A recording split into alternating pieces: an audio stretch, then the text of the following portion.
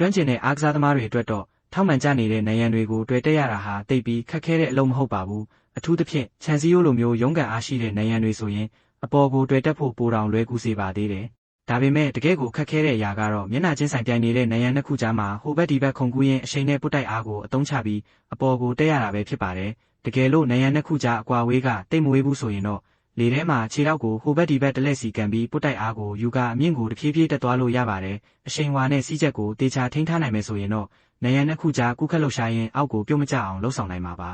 ဒါပေမဲ့နံရံနှစ်ခုကြားအကွာဝေးပိုကျလာလေးခုန်လိုက်တဲ့အချိန်မှာအောက်ကိုပြန်ကျသွားနိုင်တဲ့အကွာဝေးကလည်းပိုများလာလေးဖြစ်ပါတယ်ဒါကြောင့်မို့လို့အရန်ဝေးတဲ့နံရံတွေကိုတွေ့တက်ရတော့မယ်ဆိုရင်တော့ကိုပေါ်ကိုရောက်သွားအောင်နံရံကိုအားကုန်ကန်ပြီးအရှိန်ယူရပါလိမ့်မယ်ဒါမှသာအောက်ကိုပြန်လျှော့ကျသွားမယ်အကွာဝေးကိုအနည်းဆုံးဖြစ်အောင်လျှော့ချနိုင်မှာပဲဖြစ်ပါတယ်တရုတ်နိုင်ငံရဲ့အားလက်ရရှေကာလတွေမှာဖြစ်ပေါ်လေးရှိတဲ့ကားပိတ်ဆို့မှုကြီးကိုကြည့်လိုက်ကြပါဦးဒါကတာမန်ကားပိတ်တာမျိုးမဟုတ်ပဲမျက်စိတစ်စုံကိုပိတ်နေတာပါဘယ်ကိုကြည့်ကီလိုမီတာပေါင်းများစွာရှည်လျားတဲ့ကားနောက်မီနီတန်းကြီးတွေကိုပဲမြင်တွေ့ရမှာဖြစ်ပါတယ်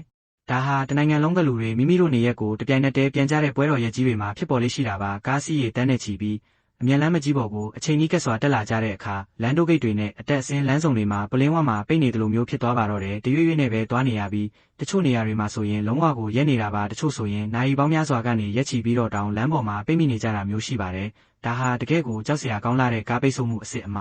အမဲဖြစ်ပါတယ်